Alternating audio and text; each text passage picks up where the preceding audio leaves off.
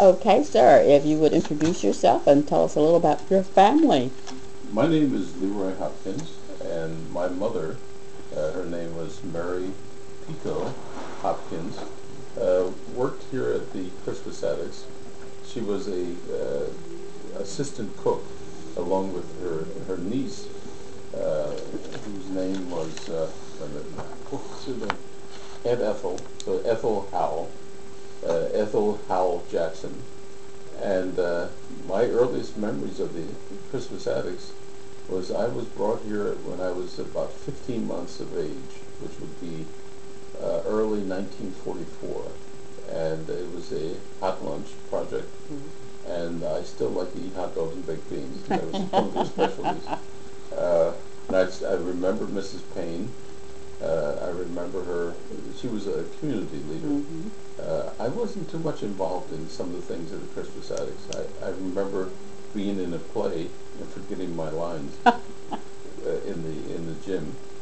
But this was the place that young people went to. I spent my time sitting at home reading books and not socializing too much. I stopped socializing when I was about sixth grade, which would be about 1952, 52, 53. Maybe I just didn't have any social skills. But I remember I have these sporadic memories. Where we're sitting now, this used to be Romanoff's Bakery, and the bakery had these huge roaches in it.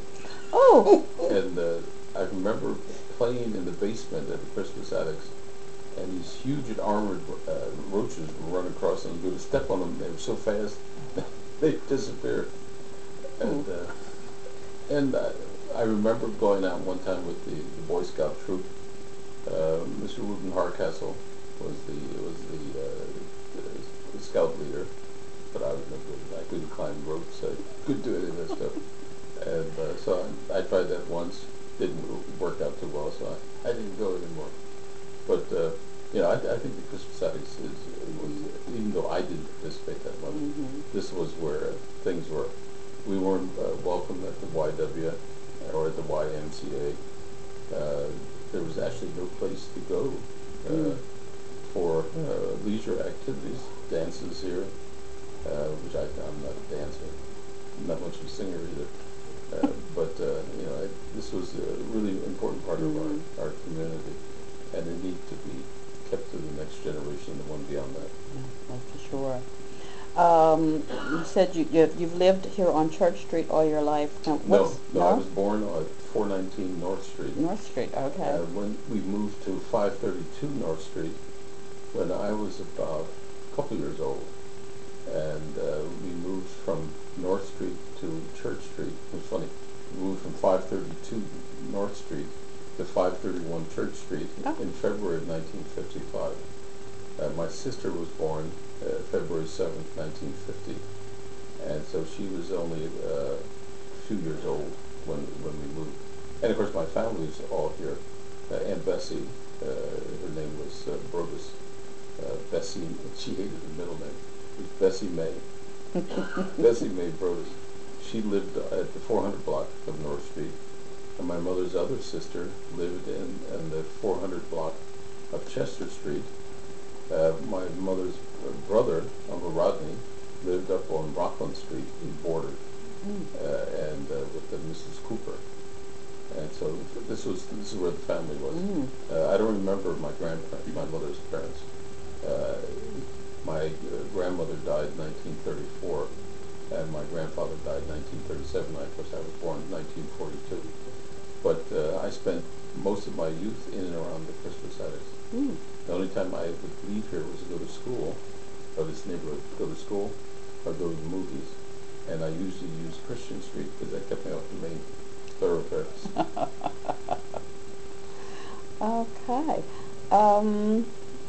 Do you have any particular memories of this area? Activities that went on that either you participated in or watched or? Well, I can remember people. Mm-hmm. Now, there were two institutions on Duke Street. There was Dr. Copper's. Before Dr. Copper, there was Dr. Starrett, and he had a well baby clinic here at the Crystal Aesthetics. And Dr. Starrett was the one who inoculated me before I started school. I started school in September of 1947. I still remember that for smallpox I had this huge, not scar, but it was a scab on my arm. It was about this high. Ooh. And you, don't touch it, don't touch it, don't knock it off. And then later, 1950, Dr. Copper came, and I would spend time with him. He was about the closest thing to another father. When I was in college, I'd go to see him, and what you have to know about Dr. Copper was that his office had a waiting room that would hold about 20 people. It was always full. When you went there, you could count on sitting at least 4 or 5 hours. But I'd go see him, even though I wasn't sick. He'd take me back into his treatment room, and he talked. And we talked for about an hour about life and about college. He paid for my first semester at Millersville. I had no money.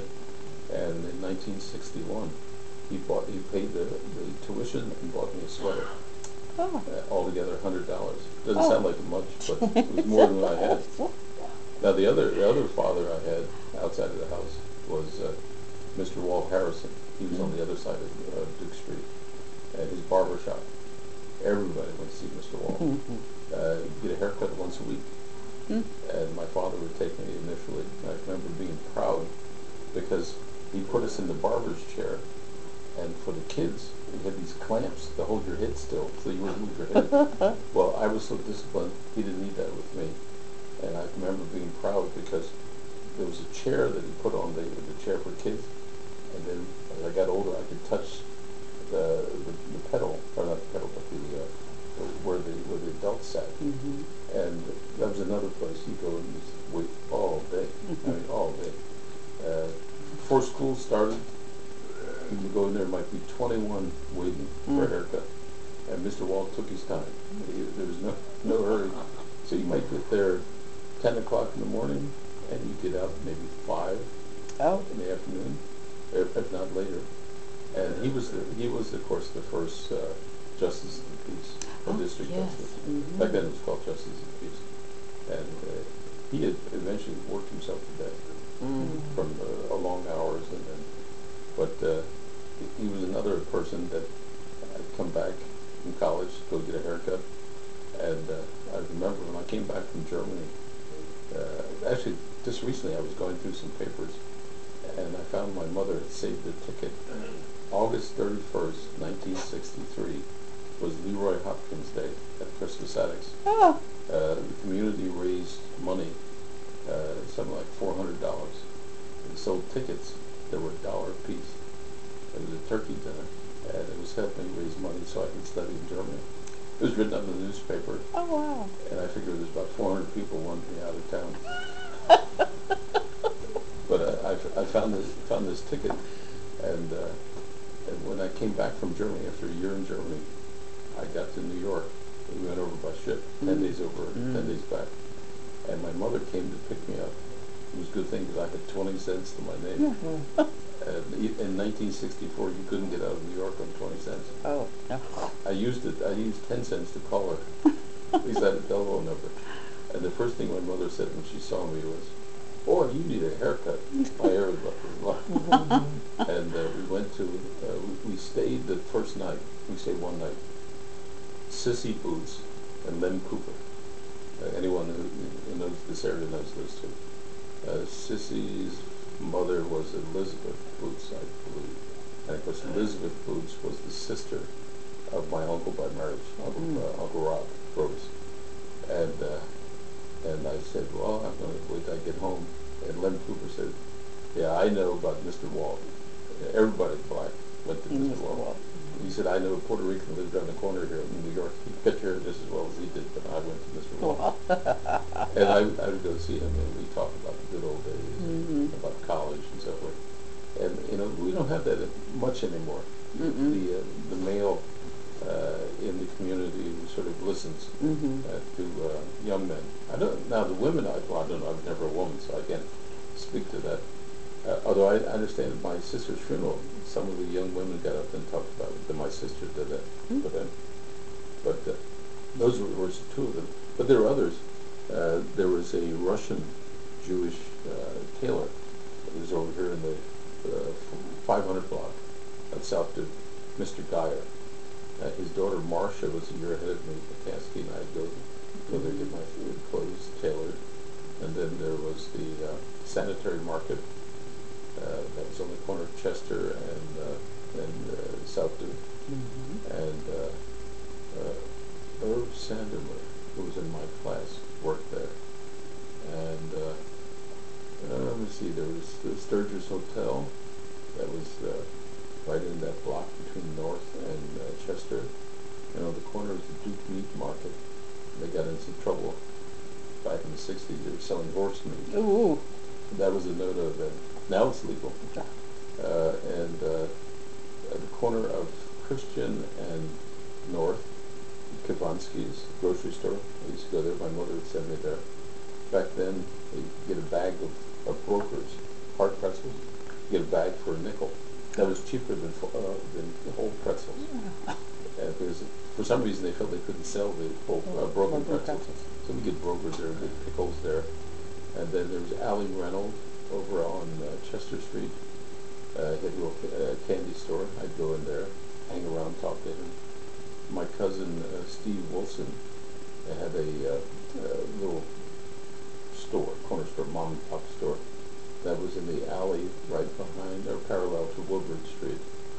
And I'd go visit with him. Of course, he was my cousin because his mother was my mother's sister. And, those are mainly the memories I have of the area. Of course, the schools. It was funny, I lived on North Street about maybe 200 yards from Rygert School. All I had to do was walk half a block to Strawberry and half a block up to the school. I was always late.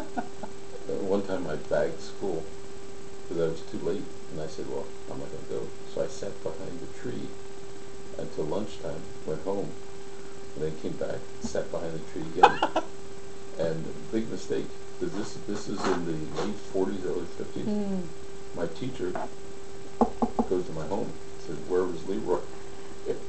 And my mother had to take me to school the next day, and she was not too happy about that.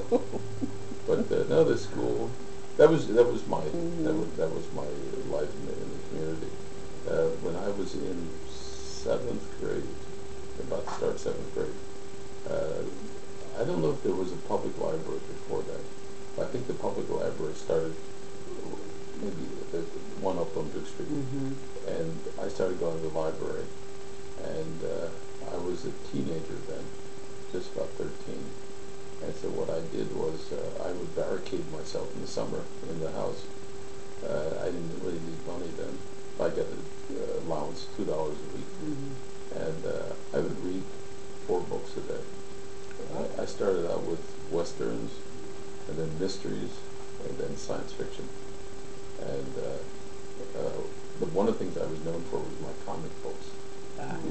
Louis Butcher, Reverend Butcher, would come and look at my comic books. There was a white girl who lived over on Green Street, Nancy. She used to come and look at me. I'd give them away. Now I think I could have shot myself. I don't know if I had any first edition. Probably not. I don't know, but didn't this man just sell his collection for $3.4 million? Why could I have just one of those? But and there was a group that I played, but most of the time I played by myself. I have memories of my mother was the enforcer. When I lived on North Street, there was a pear tree in the backyard, and my sister and I, if we did something, we had to go to the tree and bring a switch back, and don't come back with a small one, and then we'd be beaten with what we brought. But and I remember we played in the street.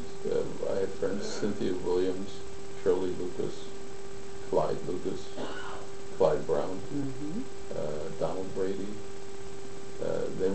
Clyde and Donald were older than I am. But there was always a little coterie. Although after a certain age, though, I didn't go out in the street too much. I was never one to stand on the corner. To me, even today, it seems stupid.